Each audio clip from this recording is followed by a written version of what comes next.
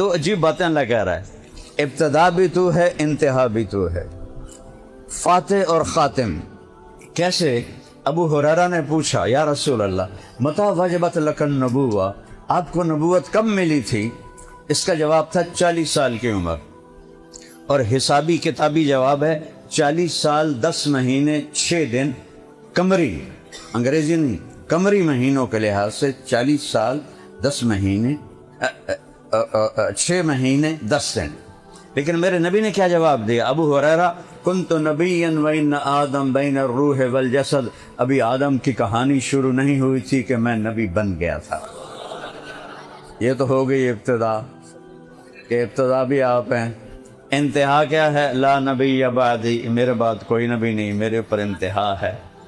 آپ کی محفل لگی ہوئی تھی، ایک بدو گزرا، گوہ شاید آپ نے کم دیکھی ہو، چونکہ اب آبادیاں زیادہ ہو گئی ہیں، ہم چھوٹے چھوٹے تھے تو بے شمار پھرتی تھیں، چھپکلی کے اتنا بڑا کر دو تو وہ گو بن جاتی ہے، تو عرب اسے شکار کر کے کھایا کرتے تھے۔ یہ ہمارے جو پکھی واس غیر مسلم ہیں وہ بھی اس کا شکار کر کے کھاتے ہیں۔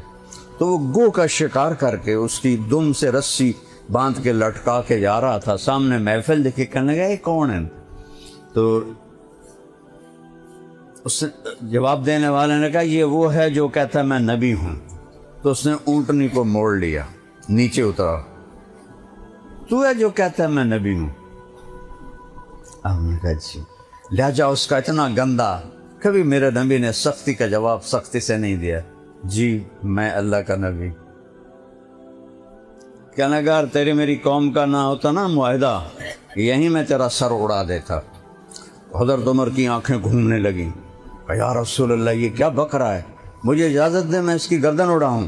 آپ نے کہا عمر تجھے پتہ ہے اچھے اخلاق والا نبی بنتے بنتے رہ جاتا ہے، اچھے اخلاق والا، دیکھو نبی تو کوئی بن ہی نہیں سکتا، کیا تعبیر ہے، نبی بنتے بنتے رہ جاتا ہے، یعنی اس کے اور نبوت میں مقام نبوت کا فرق ہے، باقی ساری صفات ہیں۔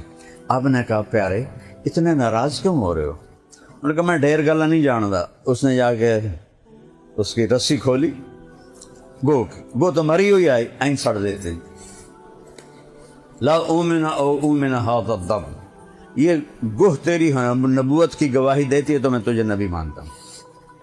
اب این ہو کے کھلو گیا، اس نے کہا مویا تا بندہ نہیں بولندہ تھے، جانور کیا بولنا ہے، بڑی تسلی نہ۔ تو آپ نے اس کو ایسے دیکھا، اب گوہ کی گردن ہوتی نہیں تو وہ سینہ اٹھاتی ہے۔ آپ نے کہا یا واب، واب گوہ کو کہتے ہیں، تو اس نے ایسے آنکھیں کھولی اور ایسے اپنا سینہ اٹھایا ہاتھوں کے اوپر، اور کیا کہا؟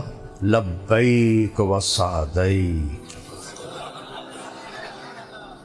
یا زین من وافا یوم القیامہ، میں حاضر، میرے تو بھاگ جاگ گئے، یہ مجھے کون بلا رہا ہے؟ اور آپ کو ایک ٹائٹل دیا، صفاتی نام۔ میرے پاس ایک کتاب ہے جس میں ہمارے نبی کے 1375 صفاتی نام ہیں، جیسے ماہی، فاتح، خاتم، حاشر، عاقب، شاہد، مبشر، نذیر، ایسے علامہ سندھی صاحب نے 1375 نام جمع کیے ہیں۔ اس میں یہ جو نام ہے یہ سب کی جان ہے، ایسا کوئی انسان نہیں آپ کو یہ ٹائٹل دے سکا۔ قیامت کا دن بہت خوفناک ہے، یوم تذہل کل مرضعۃ عما ارضعت، جس دن دودھ پلانے والیاں اپنے بچوں کو پھینک دیں گی، وتضع کل ذات حمل حملها، اور حمل والیوں کے حمل گر جائیں گے، ایسا خوفناک دن ہے۔ اور وہ کہتی ہے اے وہ ذات یا زین من وافا یوم القیامہ، آپ تو وہ ہستی ہیں جن کی برکت سے قیامت کا دن بھی خوبصورت ہو جائے، قیامت کا دن خوبصورت ہو جائے۔ سبحان اللہ، واہ واہ واہ۔ آپ نے فرمایا من تعبد، او بدو پہلے این کھلوتا ہے نا، پھر این ہو گیا، اس نے کہا ابھی ایک ہی بنی۔ آپ نے کہا من تعبد، کون ہے تیرا رب، کس کو مانتی ہو، کس کی پوجا کرتی ہو؟ انہوں نے کہا من فی السماء عرشہ، اس کا عرش ہے آسمانوں پر، وفی الارض سلطانہ، سلطنت ہے زمینوں پر، وفی البحر سبیلہ، راستے ہیں سمندر میں، فی الجنت رحمتہ، رحمت ہے اس کی جنت میں، وفی النار عقابہ، اور جہنم میں اس کا عذاب ہے۔ سارے صحابہ بھی اللہ اکبر کہہ رہے اور وہ بدو بھی حیران پریشان۔ پھر آپ نے کہا من انا، ہن دس میں کون ہاں؟ اللہ اکبر، اللہ اکبر۔ کہنے لگی انت رسول رب العالمین، آپ رب العالمین کے رسول ہیں۔ یہاں بات ختم نہیں کی، انہوں بھی شاید پتا ہے کہ اگاں جھوٹے نبیاں بھی آونا ہے، کہا خاتم النبیین، اور آپ آخری نبی ہیں۔ قد افلح من صدقک وقد خاب من کذبک۔ بتا دیتی ہوں میں سارے کیمیکل والوں کو اور ساری دنیا والوں کو کہ جو آپ کی غلامی میں مرے گا وہ کامیاب ہے، جو آپ کا باغی بن کے مرے گا وہ ناکام اور برباد ہے۔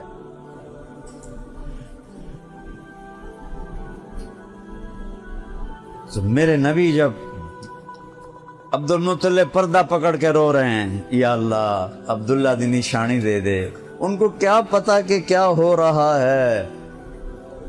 4 بج کے، اور دیکھو جو نام اللہ نے اپنے نبی کے گرد جوڑے ان کے مطالب پر غور کرو۔ آپ کی دائی کا نام تھا شفا، شفا، یہ حضرت عبد الرحمن بن عوف کی والدہ ہیں، ابھی کافر تھیں پھر کلمہ پڑھا۔ شفا کیسے کہتے ہیں؟ صحت۔ آپ کی ماں کا نام آمنہ، آمنہ کیسے کہتے ہیں؟ امن۔ آپ کے قبیلہ کا نام ہاشم، ہاشم کیسے کہتے ہیں؟ کھانا کھلانے والا۔ آپ کے پردادا کا نام عمر تھا، لیکن وہ اتنے سخی تھے اور حاجیوں کو کھانے کھلاتے تھے تو اس کو ہاشم کہتے ہیں، خاندان کا نام۔ اور باپ کا نام کیا ہے؟ عبداللہ، بندگی۔ اپنا نام کیا ہے؟ محمد، جس کی تعریف ہوگی۔ دوسرا نام کیا ہے؟ احمد، جو رب کی ایسی تعریف کرے گا کوئی کر نہ سکے گا۔ دودھ پلانے والی کا نام کیا ہے؟ حلیمہ، اخلاق والی۔ قبیلے کا نام کیا ہے؟ سعدیہ، سعادت مند۔ جب عورتیں آئیں نا بچے لینے کے لیے دودھ پلانے تو سب کی آپ کو یتیم سمجھ کے چھوڑ کے چلی گئی، حضرت حلیمہ بھی چھوڑ کے چلی گئی۔ تو آخر میں ان کے خامد ابو کبشہ رضی اللہ عنہ نے کہا حلیمہ خالی ہاتھ جانے سے بہتر ایسی یتیم کو لے لیں، چلو کوئی ثواب بھی مل جائے گا۔ تو وہ آئیں تو عبد المطلب نے بلایا، کہا تیرا نام کیا ہے؟ کہا حلیمہ۔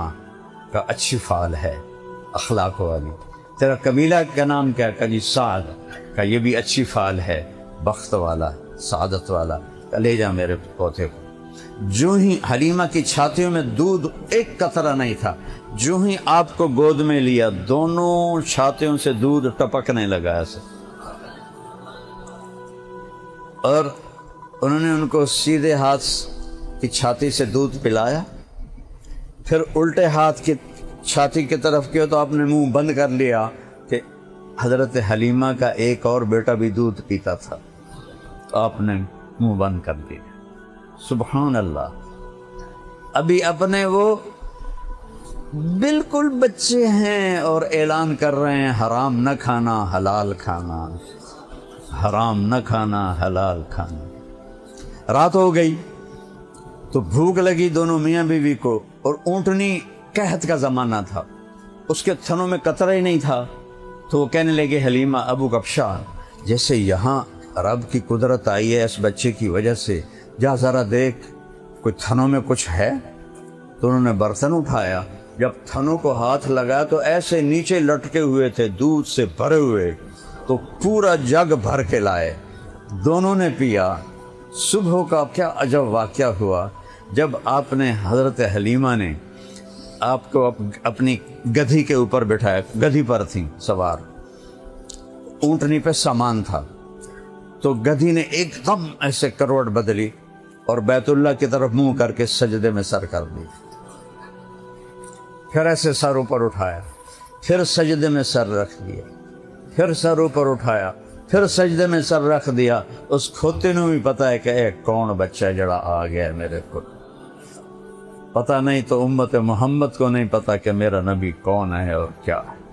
اللہ کی قسم جب تک در مصطفیٰ پہ سر نہیں چکاؤ گے، عزتیں بھول جاؤ، بلندیاں بھول جاؤ، کائنات اللہ کے قبضے میں ہے اور اس کی چابی میرے نبی کے ہاتھ میں ہے۔ اس کی زندگی کو اپنی زندگی بنا لو، اس کی زندگی کو اپنی زندگی بنا لو۔ کتنا آسان بتایا ہے، لا الہ الا اللہ محمد الرسول اللہ کی گواہی دو۔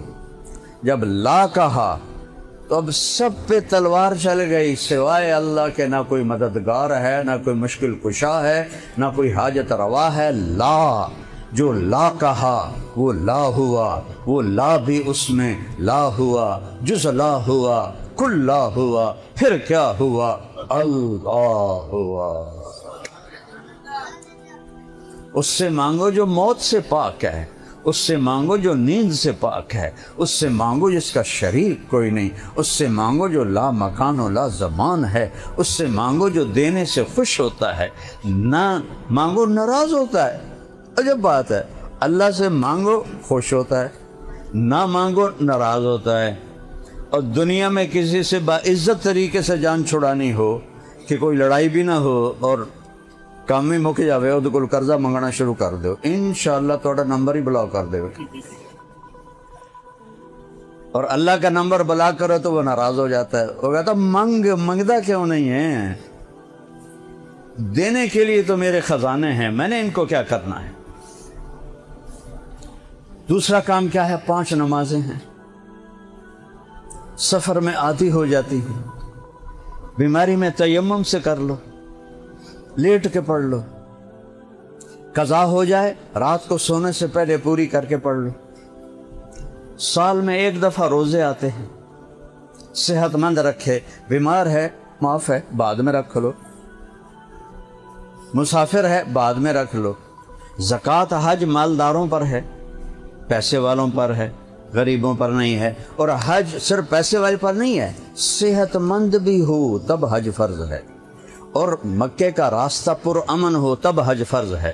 راستے میں امن نہیں، حج معاف۔ کروڑوں پتی اربوں پتی بیمار ہے، حج معاف۔ تو غلط پیچھے رہ گئی، نماز سے روزے دی۔ ویسے اللہ نے 80 دفعہ قرآن میں کہا ہے کہ میرے اوپر مال خرچ کرو، غریبوں کو بھی کہا ہے، مالداروں کو بھی کہا ہے۔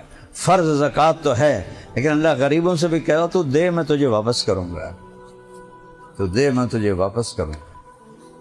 انفق ینفق علیک، میرے نبی کا فرمان ہے، سخی اللہ کا پیارا، اللہ کے قریب، لوگوں کے قریب، جنت کے قریب، دوزخ سے دور۔ اور کنجوس بخیل آدمی اللہ سے دور، لوگوں سے دور، جنت سے دور، دوزخ کے قریب۔ آپ کو عجب قصہ سناؤں، سامری کا نام سنا ہوا ہے؟ اور جائیں وہ بچہ بنایا ہے ہی تو سارے نے آخیا ھذا الہکم و الہ موسیٰ۔ جس سے موسیٰ علیہ السلام واپس آئے پتہ لگا اللہ نے فرمایا سب کو قتل کرو جنہوں نے بچڑے کی پوجا کی ہے۔ جب سب کی گردنیں اڑ گئیں تو سامری بھی پکڑا گیا۔ لا الہ الا اللہ، جبریل آ گئے، کلیم اللہ، اللہ کہہ رہے ہیں سامری کو قتل نہیں کرنا۔ وہ کہنے لگے وہ تو موڈی ہے، کیوں نہیں کرنا؟ کہ بدبخت سخی ہے، سخی نو قتل کرنا میں نے چنگا نہیں لگتا، انہوں میں آپ ہی مار دے وہاں۔ اللہ کے نام پر دینا اللہ کو پسند، یہ تو ٹوٹل کلمہ اندر ہے، نماز 5 وقت ہے، روزہ سال کے بعد۔ اس کے بعد 10 لاکھ حدیثیں میرے سامنے ہیں، ایک حدیث سناتا ہوں، ایک جنت بھی اور دنیا بھی اللہ بنا کے رکھ دے صرف ایک حدیث پر۔ میرے نبی نے کہا 4 کام مجھ سے لے لو، 4، 5ویں نہیں آ کے 4 کام مجھ سے لے لو، دنیا بھی تمہاری آخرت بھی تمہاری۔ صدق و حدیث، ہمیشہ سچ بولنا، جھوٹ نہ بول۔ اللہ نے یا کافروں پہ لعنت کی ہے یا جھوٹے پہ لعنت کی ہے، بے نمازی پہ بھی لعنت نہیں کی، زانی شرابی پہ لعنت نہیں کی، سود خور پہ لعنت نہیں کی، جھوٹے پہ لعنت کی۔ فنجعل اللہ لعنت اللہ علی الکاذبین، سچ بولنا، جھوٹ نہ بولنا۔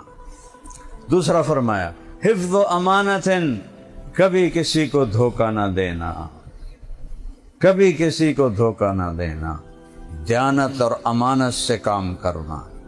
ये दो सिफतें, सच्चा और दयानतदार ताजर, नबियों के साथ उठाया जाएगा, क्योंकि वह हर सौदे में झूठ बोल सकता है, धोखा दे सकता है। सच्चा और दयानतदार जिम्मेदार क्यों नहीं उठाया जाएगा? मैं तो जिम्मेदार हूँ, मेरे लिए तो ये दौलत नहीं है, मियाँ साहब के लिए है और जो तजारत का काम करते हैं, कि जिम्मेदारी में झूठ की गुंजाइश ही कोई नहीं। कैसे झूठ बोलें या कैसे धोखा दें कि मकई नहीं, ये सोना पे होया है, सामने फसल पड़ी हुई, तोलने वाले भी वो खुद आते हैं, उल्टा सानू डंडी मार के जान दें। रेट हुकूमत का होता है, वो भी हमारे हाथ में नहीं होता। तो हमारे पास कोई झूठ बोलने और धोखा देने के लिए कोई ऑप्शन कोई नहीं है। ताजर तो हर बोल में, हर डील में झूठ और धोखे के ढेर लगा सकता है। तो जब वो उस पर जमता है तो अल्लाह उसको नबियों के साथ उठाए। तीसरा फरमाया हुस्न खलीक़तिन, अपने अखलाक अच्छे कर। अखलाक का आखिरी दर्जा है किसी को तकलीफ ना पहुंचाए, तेरी ज़ुबान से, तेरे हाथ से किसी को दुख ना पहुंचे। और अजीब सुनो, मेरे नबी से पूछा गया, या रसूलल्लाह, सबसे आला दर्जे का मुसलमान कौन है? कहा जो किसी को तकलीफ ना पहुंचाए। ये अखलाक का सबसे अदना दर्जा है। 33 नंबर वाली गल है। 33 नंबर अखलाक में हो तो इस्लाम में फर्स्ट आता है, फर्स्ट डिवीजन नहीं, फर्स्ट आता है। और अगर अखलाक बस अच्छे ही बना ले तो फिर वो कहाँ जाए? मेरे नबी ने कहा, तुम अखलाक की ज़मानत दे दो मुझे, मैं जन्नतुल फिरदौस में घर लेकर दूंगा। अल्लाह ने सारी जन्नत बनाई, कुन वो बन गई, और जन्नतुल फिरदौस को बनाया अपने हाथों से। और जिस दिन बनाया है उस दिन से आज तक और क़यामत तक हर रोज पहले से 5 गुना ज्यादा उसका मेकअप कर देता है। ये मस्जिद का हाल बड़ा है, मियाँ साहब कहें इसका मेकअप करो तो एक एक मिलीमीटर पर मोती टांगे जाएं, हीरे टांगे जाएं, 10-15 साल इस गल मुक जानी। वो क्या जन्नत है जिसको 25 अरब साल हो गए हैं और हर रोज पहले से 5 दफा ज्यादा अल्लाह उसे खूबसूरत बना देता है। एक लड़की की शादी होती है, मेकअप होता है, वो पार्लर जाती है, 5 घंटे 6 घंटे उसके ऊपर सारा जोर लगता है, और मुंह ही मुक जाता है। हुण पाउडर का डब्बा तो नहीं सारा वो मुंह ते मारना, लो जी बस मुक गया। और उसकी हैसियत की पसीना आया तो लकीर आ गई। और अल्लाह जन्नत की लड़की जब पैदा की, फिरदौस की लड़की को जब पैदा किया, उस दिन से आज 25 अरब साल में रोजाना उसके हुस्न को 5 दफा बढ़ा देता है। वो क्या चीज है, वो क्या चीज है? मेरे नबी ने फरमाया, अगर जन्नत की लड़की सूरज को एवें पे मैं अंगल हिला रहा है, इनू पोरा आंदे, अंग्रेजी में फिंगर टिप कहते हैं, अरबी में बनान कहते हैं। मेरे नबी ने फरमाया, बस इतना सा हिस्सा अपनी उंगली का सूरज को दिखा दे तो सूरज ऐसे गायब हो जाएगा जैसे सूरज के सामने सितारे गायब होते हैं। जब इसका ये हाल है तो ये क्या हाल होगा? पेशाब से पाक है, पखाने से पाक है, थूक से पाक है, बलगम से पाक है, हैज से पाक है, नफास से पाक है, मौत से पाक है, बुढ़ापे से पाक है, बदसूरती से पाक है, और गुस्से से पाक है, लड़ाई से पाक है, निफाक से पाक है। ताहिरात व तय्यबात। इमाम मालिक मैंने दीनार ने एक नौजवान से पूछा, तुझे जन्नत की हूरों का शौक़ कोई नहीं? कहने का कोई नहीं। करे शौक़ रखा कर कि उनके चेहरे के नूर पर अल्लाह के नूर का मेकअप है। तो अल्लाह ने ऐसे हसीन जिंदगी को छुपा कर रखा होगा। ये तो अल्लाह की कसम धोखे का घर है, मच्छर का पर है, मकड़ी का झाला है, मिट जाने वाली दुनिया है, तबाह होने वाला घर है। न इसमें इसकी खुशी के पीछे गम है, जवानी के पीछे बुढ़ापा है, सेहत के पीछे बीमारी है, जिंदगी के पीछे मौत है, मोहब्बत के पीछे नफरत है, अमन के पीछे जंग है, अंधेरे उजाले के पीछे अंधेरा है। ये तो दुखों का घर है। میں نے ساری زندگی دنیا کی حقارت بیان کی، لیکن جب میرا جوان بیٹا دنیا سے گیا تو مجھے پتہ چلا کہ ہاں دنیا حقیر ہے۔